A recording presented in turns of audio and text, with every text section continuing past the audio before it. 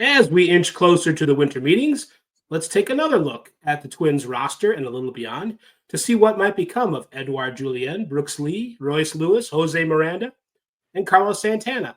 That means it's time to get locked on Twins.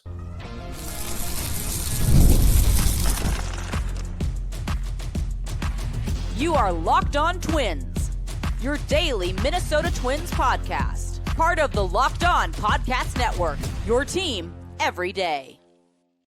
Every day. Hello again, everybody. Welcome back to Locked On Twins, your daily go-to destination for the top Minnesota Twins insight, discourse, and analysis. Personally, it's my favorite of the Locked On Podcast Network shows, which, by the way, bring you your team every day. I'm co-host Dave Brown, a professional ball writer since 1998, a BBWA member since 2012, and a Baseball Hall of Fame voter since this year or last year. I guess it's last year. Please follow me on Twitter, please, at Answer Dave Brown if you like. And you can also find me on Blue Sky at Answer Dave. Why aren't those two the same handles? I wish they were. It's a long story. So yay. Across from me in cyberspace is Brandon Warren, a Twins watcher for nearly 30 years, or about 30 years, or maybe at least 30 years, who not long ago covered this team on a daily basis professionally. He asks that you elevate the discourse with him on Twitter at Brandon_Warren, and also you can find him on Blue Sky. I think he's just Warren on Blue Sky. He's not worn out. But. At warren.bsky.social. Right. If you go to Blue Sky and sign up, you don't need to add all that stuff at the end. But you don't? Don't you? Do you? Well, they assign it to you because they assign. Yeah, you don't need to add it. They add it for you. It's all. I don't know. Yeah, that part of it I don't understand, but it is what it is. So what's coming up on this podcast? You might wonder. We've kind of already talked about that a little bit. The Phil Miller roster prediction column, part 8. I believe it's part 8, isn't it? Is it part 8? Yes. Yep. But before we get into those details, Brandon, do we have a message about who's bringing us this fine episode? Well, good evening, sports fans. You can start the season with a big return on FanDuel. New customers can place a $5 bet, and you'll get started with $150 in bonus bets if that $5 bet wins. Visit FanDuel.com to get started. Also, little promotion we're doing. Give us a 5-star review on Apple Podcasts and subscribe on YouTube, and I will send you a baseball card like this. Very lovely. Cody Bellinger, Topps finest. And he's in the Dodgers uniform, so it's not that recent. But it's cool vintage. I might even send you a couple because I'm feeling generous, and we've had actually surprisingly good feedback on this. We've had lots of people reaching out. So I love the idea of sending you some cards. Just do as we ask, and nobody will get hurt. No, I'm kidding. Well, speaking of not getting hurt, Edouard Julien did not hurt the ball very much in 2024. I was looking at his numbers, and it's even worse than I remember. In case you're just joining us, we're talking about predicting the Twins players' 2025 futures as written by Phil Miller in the Minnesota Star Tribune recently. Last year, Edouard Julien, it's bad. It's worse than I remember. Hit 199, had a 292 on-base percentage, so that's a nice interval, I guess, and a 323 slugging. He struck out 102 times in 266 at-bats, or 301 plate appearances. Hit 8 homers, had 6 stolen bases. Has not been caught stealing in his life, so that's good. And his defense tanked at second base. I love my guys to have a clean crime record. Never been caught stealing. Been caught stealing once. I am going to make this worse too once you're done laying out the stats, because I will be making this worse. I can't even more. What do you have to make it worse? What do you have? Get 253 with a 433 slugging on fastballs, which, I understand is like, not that great. 253, I don't know, batting average is what batting average is. And a 433 slug against fastballs is a little low, but it's respectable. Against breaking balls, he hit 120 with a 160 slugging percentage. Against off-speed pitches, he hit 140 with a 220 slugging percentage. That comes out to a 177 average and 250 slug against sliders. 129 against changeups. That means all 4 of his hits were singles. 115 against cutters. 056 against curveballs, 200 against splitters. Not great, Bob. At the beginning of the season, they were writing songs about it. Davey Andrews, sports writer from Fangraphs and other places, wrote a catchy tune about Edouard Julien. Will he rule again? It's an open question right now. I don't know. This is what Phil writes. One of 4 big leaguers to look at more than 100 called third strikes in the last 2 years. He took a step back from his brilliant rookie season in almost every way. Hit 7 homers in April. 7 of his home runs were in April and 1 after. It's pre-arb. He's pre-arbitration, so his salary isn't a big deal. But no longer a projected starter. He'll have to work to make the team. Might have made a tempting trade chip, but not off a 199 season. So Phil's second guessing Falvey. Nice non-trade Falvey. I think this could be fun. Who do you think are the other 3 hitters who had 100 plus called third strikes? Because it's an interesting list. Can you look that up fast? I have, huh? You have it? I have it. Julien is here. So Julien is 101. Yeah. Matt Chapman and Eugenio Suarez are 98. Christopher Morel, 90. Shea Langoliers and Brandon Nimmo, 89. So really no, that type of player, right? Well, they all kind of have a reputation for being patient. It's just, I don't know if that's exactly what we could call what Edouard was doing last year. I don't know if patience is the right word. It was more like passivity. With waiting, 100 waiting. Yeah, he's waiting. With 114 looking strikeouts since 2023, Kyle Schwarber is top of the list. It makes some sense. So what this is telling me is you can be this kind of hitter, and be a success. Wait till you hear who's next. Who's next? Ellie De La Cruz. So swings at everything, just a dynamic, electric talent, but not sure that that's going to go quite as well. And then finally, Lane Thomas, who your guess is as good as mine. Cy Louis' favorite Cleveland Guardians center fielder. Can you believe this guy? All right, so Edouard Julien, I'm rooting for him. Maybe it's going to take he's probably going to have to spend all of next year in AAA.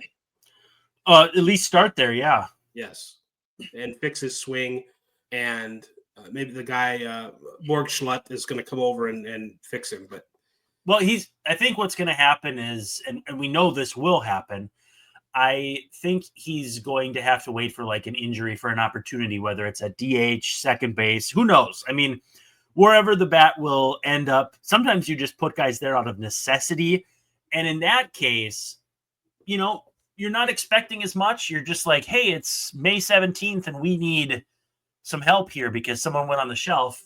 That's the kind of situation where maybe you drop him back in there and he hits gangbusters again and it's 2023 all over again. The next guy on the list is actually Alex Kirilloff. This was obviously published before he announced his retirement, I believe. Yes, I believe so. I don't expect Alex Kirilloff to come back. So I think he's at least for this year, he's really retired. There's a lot of people I've seen who are like, that back injury is no joke. It's right. It's shocking that he was even trying to play through it in the first place. Right. You don't mess around with backs. It's just there's no way to get a foundation to be an athlete when you have a bad back. You can barely be a dad or a husband or anything with a bad back. Playing baseball is completely out of the question. So we wish Alex Kirilloff the best, and hopefully I'd like to see him come back someday, but he's got to get healthy first, and hopefully at least walking around pain-free eventually. So the next guy is Brooks Lee. He's only 23 years old. Here's what Phil writes. Seemed too good to be true when he batted .458 with 8 RBIs in his first week in the majors. That's why we call it a small sample size. I want to scream, but yeah, he started out good, but then they adjusted. Hit 183 in the last 2.5 months with only 19 more RBIs. I don't care about how many RBIs he had. Although I will say this, there were a couple of times when he came up late in the season and the Twins needed a big hit, and he was about the only guy who ever delivered one. There was a big double in a home game, and a couple other times when the statistics are not great for him either. Although defensively at second base, that seems to be his calling. From what I can tell, that's where he can play his best. Maybe with more time, he'll be able to play shortstop. I don't know. But the odds are not in the favor of that, though. No, he is also pre-arb. He's the front runner for the full-time job at second base, according to Phil, and I agree with that. He's, it's the Twins with the kind of season they had last year. There's lots of important guys. Royce Lewis is up there. He's extremely important on this roster. Brooks Lee's pretty important. He can't go Julien next year. That they cannot afford to have that happen. I don't think it's going to. I'm going to lay his statistics at the feet of inexperience and I don't want to say being overwhelmed with being a major leaguer, but the adjustment that guys have to go through. I don't have a great feeling about Edouard right now. Who would? I have a pretty good feeling about Royce Lewis. Brooks Lee. Can you edit that part where I get Royce Clayton, right? Royce Clayton. The Moneyball star, Royce Clayton. I think Brooks Lee's going to be good next year.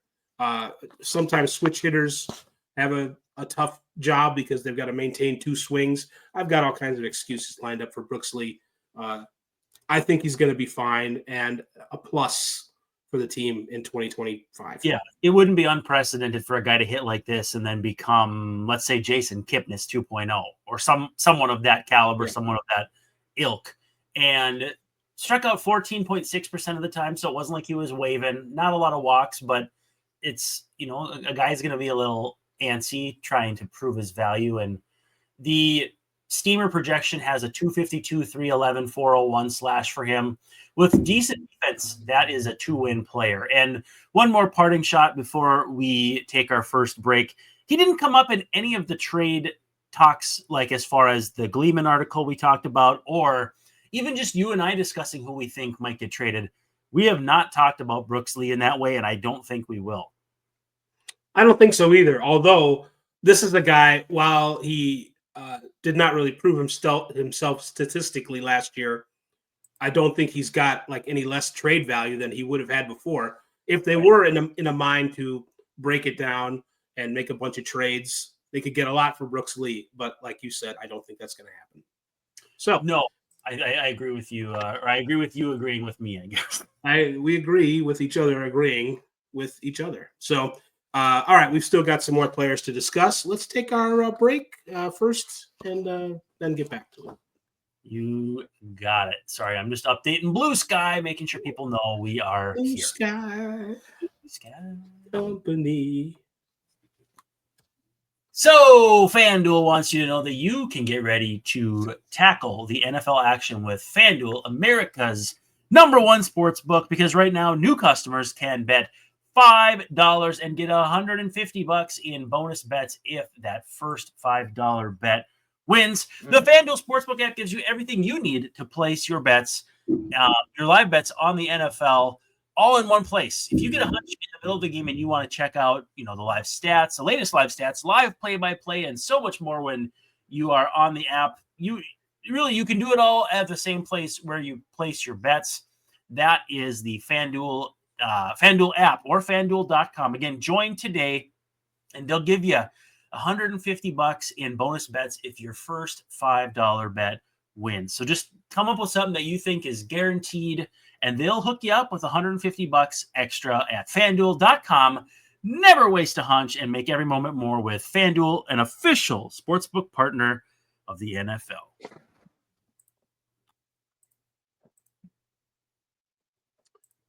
So we are discussing predicting Twins players 2025 futures, part 8.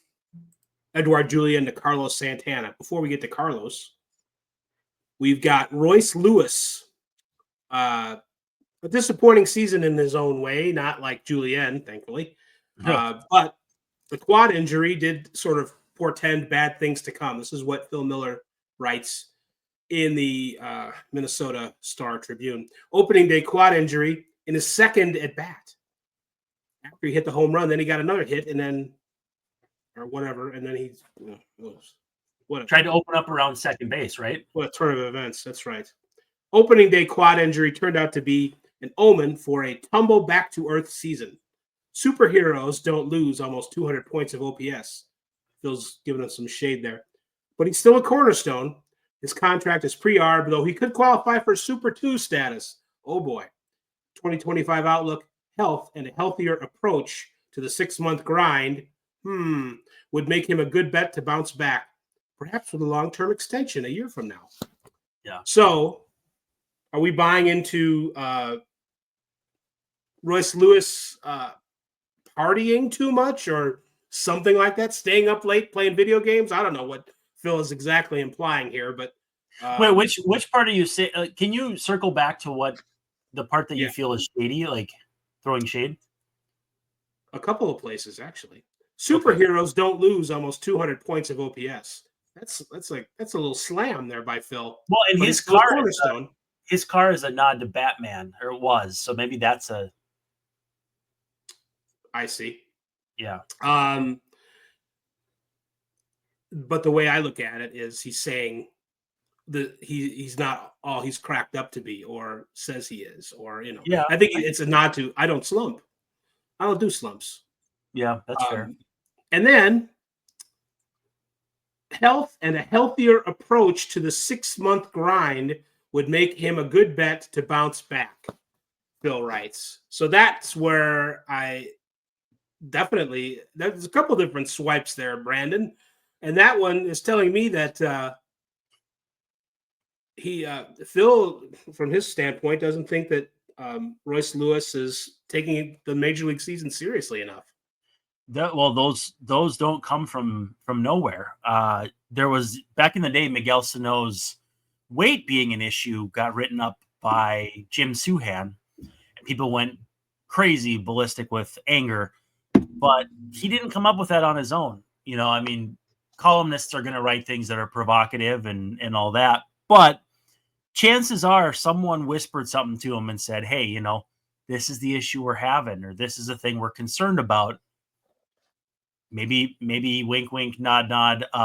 If you print something about it, I don't know. But yeah, that's a previous avenue I hadn't thought that much about. And if that's the case, I sense that Lewis would be up to the task of committing himself to getting into shape and getting not necessarily shape, but like getting himself prepared physically, whether it's, soft tissue stuff in the off season or whatever.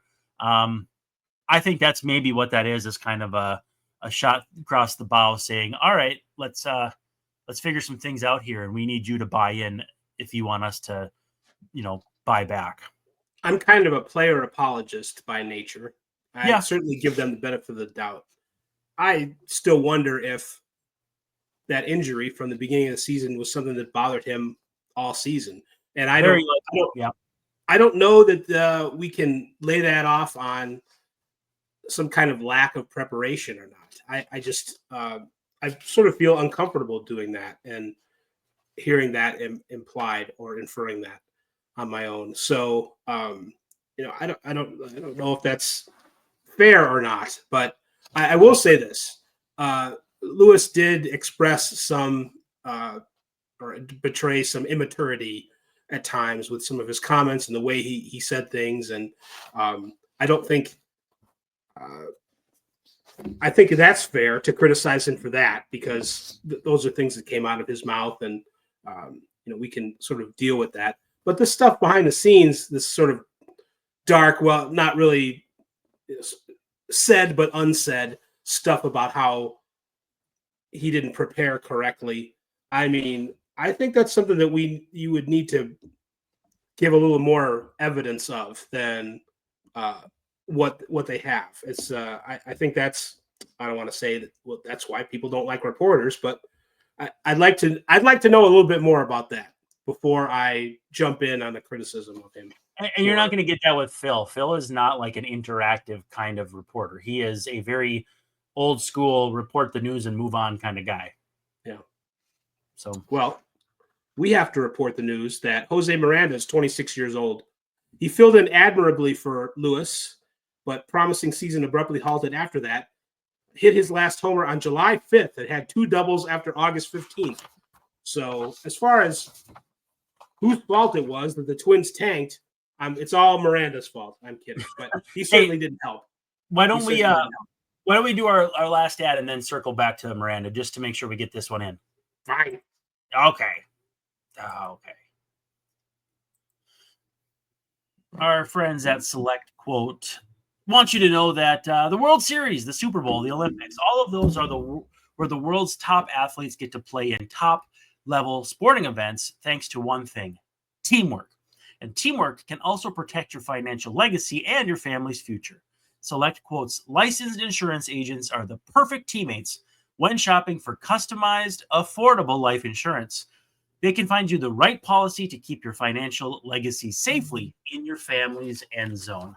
And like I said in our most recent episode, I've been working on some insurance stuff for the 2025 calendar year, making sure my family's taken care of, and SelectQuote wants to do that for you. So get the right life insurance for you for less at SelectQuote.com/lockedon. Again, that's SelectQuote.com/lockedon today to get started. That's SelectQuote.com/lockedon. Sorry to interrupt. So we're talking about specifically one man. His name's Jose Miranda. And I like what Phil Miller writes here about his 2025 outlook. His reverse split ability to hit right-handers keeps him intriguing. That was weird. It wasn't so much like his ability to hit right-handers but his inability to hit left-handers was very troubling. And that isn't necessarily what the team needs either, I don't think. But it's good to hit right-handers. That's fine. But I like this too. The Twins figure to see if potential trade partners agree. So he's moving Jose Miranda. Finally, this is a kind of a player I can kind of get behind moving. Some of the other ones I don't see a future in. But yes, maybe his reverse splits. I think that's true too. If he's able to hit right-handed hitters, and there's more right-handed pitchers, there's more of them than there are lefties. That does make him a viable, valuable trade chip. And I think Phil is onto something there with Jose. But what does that trade look like? I mean, how do you make it worth your time? Is it, like I always go back to the well with the Marlins. Do you trade him to the Marlins for like a challenge trade with one of their pitchers they haven't been able to get right? I keep going back to Edward Cabrera. I don't think that's the fit here. But if there's a guy that's at least somewhat interesting and it's their number 7 starter and you want to give a crack at him or take a crack at him to fix him, I mean, not that that's really either a need for the Twins because they've got their own rookies and young guys to worry about with, Festa and Zebby and all those guys. So all of the trade potential that comes back to me is like, where does it make sense? Like you got to get back something you can use, and you got to get back something that you can use probably sooner rather than later. So I don't know. Hitting out left fielder. I don't hate that, but I mean, who's trading that for Miranda, and is it going to be a player good enough to trade them for Miranda in that event? Like, I don't know who that is. I don't know what that looks like. Miranda too. It depends on what the Twins are going to do with our final player, Carlos Santana, because I think Miranda would, at least going into the season, figure to get a lot of time at first base if Carlos Santana is not part of the future. And this is what Phil writes about Santana, who's 38 going on 39. He was this year's Michael A. Taylor, an aging veteran who far outplayed his cut rate salary with gold glove defense and 20-something homers. That was not, that's not a comparison that I would have thought to make. I would have gone with Solano personally. Well, but he says Taylor also figured to be the model for the Twins. They banked a great year, but let him walk away, then watched in relief as age overtook him. So that's not something I had thought of, but that could be a good comparison. I think Santana's got a little bit more of a basis for being a good hitter, though, than Taylor ever had. Taylor sort of took to patience as a hitter very late in his career. Carlos Santana might have been born with it. He's a guy who knows how to extend an at-bat, wait a pitcher out, hit a good pitch, let a bad one go. Taylor doesn't have those skills to begin with. So it's not really a complete metaphor. But when you're talking about a 38-year-old dude, at some point, things just shut off. Santana says he wants to play 3 or 4 more years. I read that somewhere. I don't know if he's got that in him, but if he's got one more good year in him, maybe the Twins will sign him. Do you see the Twins' first baseman being either Miranda or Santana? Excuse me. I would favor Miranda for that reason of they're trying to get cheaper. They already have in-house guys that can at least attempt. Certainly that's thinned out with Alex Kirilloff retiring. But the Twins have just not shown much loyalty of like they got a one and done with Michael A. Taylor, a one and done with Solano, a one and done with a bunch of guys, and even guys who would have made sense to bring back. Solano, again, I just kind of keep coming back to him. He would have been cheap and would have been perfectly decent as a right-handed bat. But they did go back to the well with Nelson Cruz, and that's not to say that Carlos Santana is or isn't Nelson Cruz, but it's not like they haven't gone back to an older player who could be finished and it's worked out for them for the most part. I lean no, just because the odds of one player going to one of 30 teams by odds is, it's not super likely. But I don't know. I think they may end up letting him go to whatever team doesn't land Christian Walker, Paul Goldschmidt. If the Yankees put all their eggs in the Juan Soto basket, I could definitely see Santana being an option for them and the Twins being not only priced out, but just choosing to go in another direction. I like some of the things that Santana brings that, Donovan Solano didn't in more, it did in a limited amount of time in at-bats. But Santana's a very steady defensive presence at first base. I think that is a very, I don't want to call it luxury, but it's a thing that a lot of teams don't necessarily think of first. And I think it helped the Twins last year to have him there. And they were at their best defensively when, Correa was at short and Santana was at first. And I think Lee looks like he can play second. That's pretty good. And then you got to worry about third base with Royce Lewis doing whatever he does over there, or possibly Miranda too. With another DH in there. I like that steadying force about Santana. That's the thing about having him around, that I don't think we can just, say we're selling high in terms of just not being interested in him when he's a year older. I think he brings a lot of things that the Twins could use and make them a better team. And they need to think about this before they cut him. In your opinion, is there any player at another position who could provide that kind of value in the league? Like, I mean, a free agent. I'm not saying Whit Merrifield, but Whit Merrifield would be the kind of guy. Don't say Whit Merrifield, because he can't do that. He can't 3 do years Santana. ago, Merrifield, maybe. You know what I mean? Like when he was at least 100 weighted runs created plus and could do a little bit of this and that. Is there another player you think can replicate it to some degree to where it could make sense? A right-handed hitting outfielder who, Teoscar Hernandez. Does Teoscar Hernandez for $20 million make more sense than the outfield you have, Carlos Santana for $8 to $10 million, and then that other $10 million spent on Lord knows what. Teoscar might be 50 or 60 million over a few years, though. I think. Yeah, for sure, because that's what they didn't his agent say they took 1 year so they could get more years this time around? Yeah, he did. But of course, what else is he going to say? But I think that's also, you would think if the market is fair, that's Teoscar Hernandez is what he's going to get. So Yeah. that's another thing about Santana that makes him interesting to keep, is that you can probably keep him for 1 year at a time, and you don't have to go years into budgets in 2 or 3 years. So I just let's not be too hasty with Carlos Santana, and make sure that there is another guy that they're bringing in, because again, we get back to who's owning the team. We don't know what's Falvey going to do for the roster for 2026 and 2027. Is he even worried about that right now? Should he be? So I think we know he's going to make some great trades.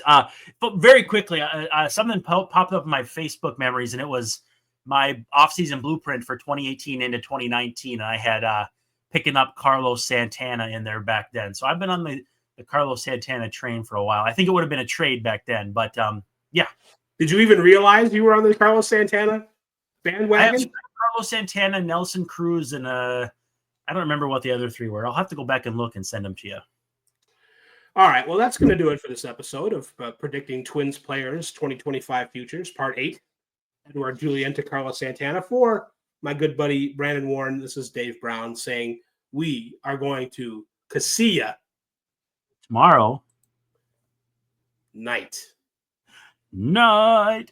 Good night. Night.